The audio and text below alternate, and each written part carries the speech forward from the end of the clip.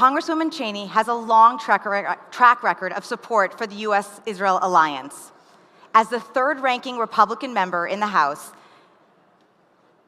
as the third-ranking Republican member in the House, plays a critical role building support across her caucus for pro-Israel legislation.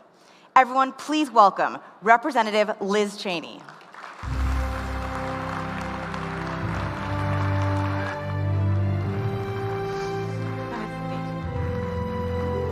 Thank you.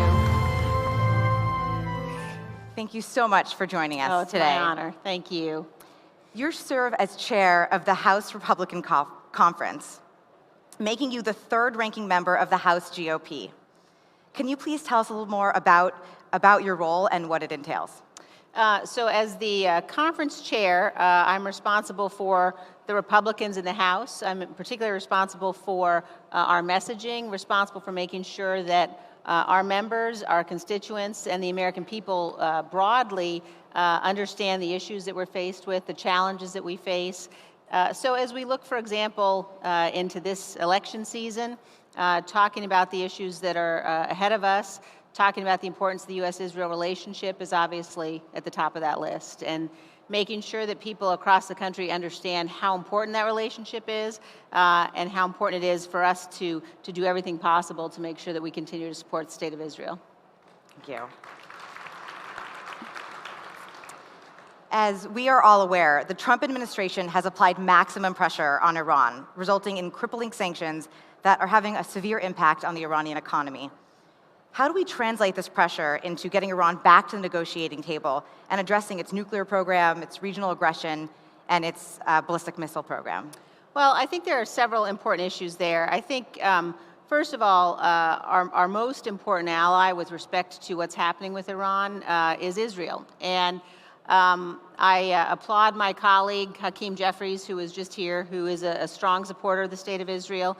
I think it's important for that support, though, to be bipartisan. And unfortunately, too often we've seen, particularly in this Congress, an embrace of anti-Semitism, to be frank. And I think it's really important for us together, Republicans, Democrats, Americans, everybody around the world, to make sure that every time we see that kind of hatred begin to rear its head, we speak out against it. And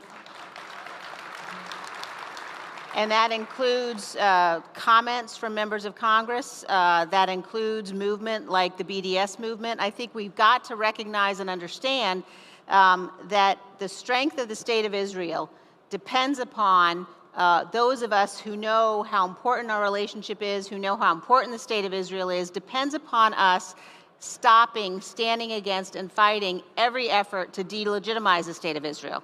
And unfortunately, that goes on, that attempt at delegitimization goes on far too much. When it comes to Iran, I think we have to understand this is a place where Israel has taught us tremendous lessons. Israel has stood against Iran. We must do the same. The President's maximum pressure campaign is working.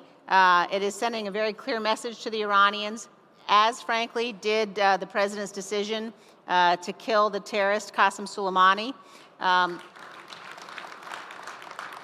a man who has threatened, obviously, the existence of the State of Israel, who's been responsible for the deaths of many Americans.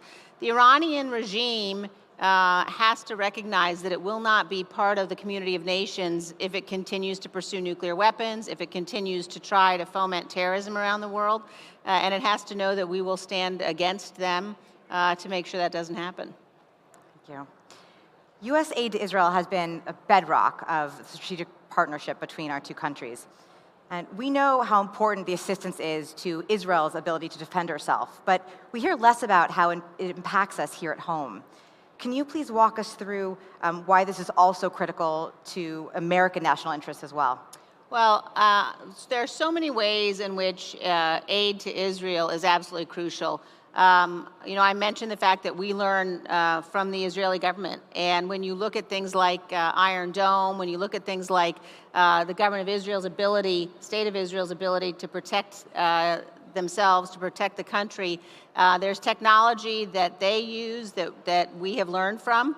And that relationship is just such a crucial one. I mean, I think that when you're talking about the relationship between the U.S. and Israel, as the members of AIPAC know so well, it's a very deep and important one. I know you asked Hakeem to talk about his relationship and how it began.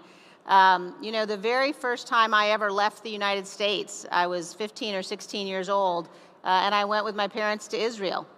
And when my husband and I were married 27 years ago, we went to Israel for our honeymoon.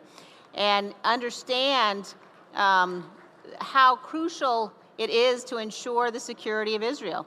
I also was at Auschwitz on the 60th anniversary, 15 years ago, on the 60th anniversary of the liberation of Auschwitz. And to be there and to understand what a role and responsibility we all have to ensure that that never happens again, to ensure that we understand how dangerous anti-Semitism is. And I think that responsibility rests particularly on those of us who are elected officials, because words so quickly become far more dangerous.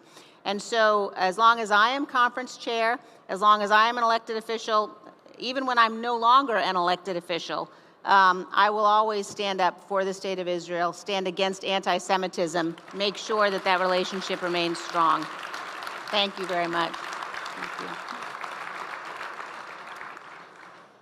As we know, it's difficult to find bipartisan agreement in Washington on most issues these days, but support for the U.S.-Israel relationship remains strong and bipartisan. Can you talk about the importance of this support as Israel faces evolving threats every day?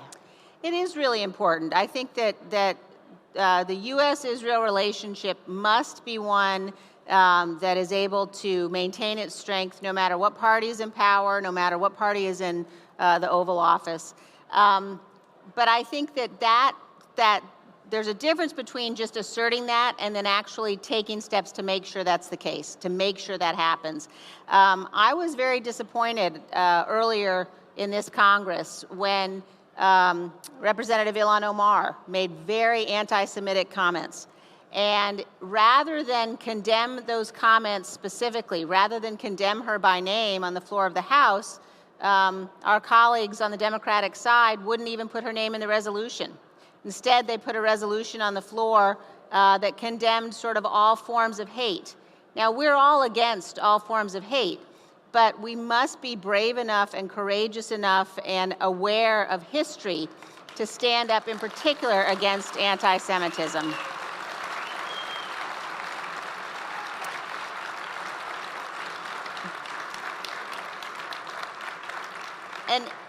And I do believe that is a view that is shared by the majority of people on both sides. However, we cannot ignore the fact that there are people who are boycotting this conference, that there are presidential candidates like Bernie Sanders who is boycotting this conference. We cannot ignore that fact.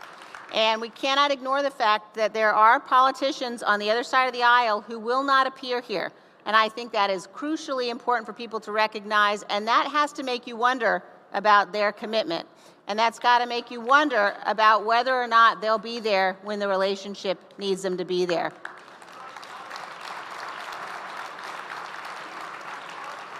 Thank you, Congresswoman, for joining us today and for your Great leadership on our Thank issues. you. Thank you all for joining us for this session. This concludes our program. I hope you enjoy the rest of the conference. Thank you.